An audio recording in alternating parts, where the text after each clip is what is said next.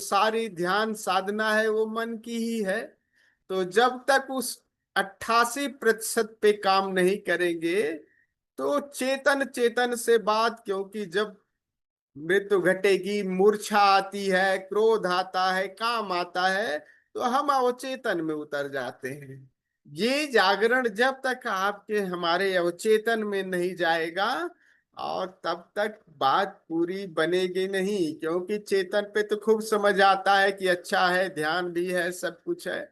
लेकिन जैसे ही मूर्छा घेरती है, थोड़ा क्रोध, थोड़ा काम घेरा, तो तब हम अवचेतन में उतर जाते हैं, और वहां फिर हम बिल्कुल मूर्छित होकर के वो काम कर बैठते हैं।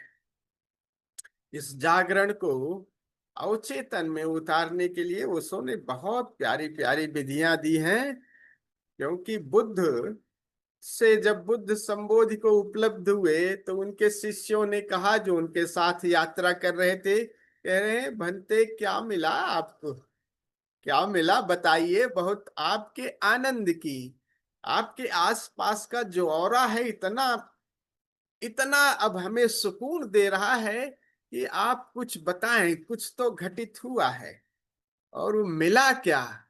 और बुद्ध बड़ी प्यारी बात कहते हैं, बनते मिला कुछ नहीं, वो तो पहले से ही मिला। सुन लीजिए, उन्होंने कहा वो तो पहले से ही मिला हुआ था, हमने बस एक एक करके उस पर से धूल हटाते गए, उस कचरे को हटाते गए। मिरर तो भीतर था ही, दर्पण तो था ही भीतर, तो मैं था ही मौजूद चेतना।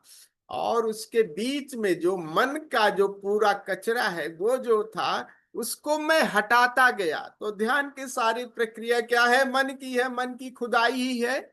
उस खुदाई को करते जाओ। चेतना तो ऐसे समझो, चेतना तो भीतर है, लेकिन यहां तक उसमें इतने लेयर हैं कि वो लेयर को जब तक सीधे उसकी खुदाई नहीं करेंगे, चेतना का प्रकाश सीधे आप तक नहीं पहुंचेगा।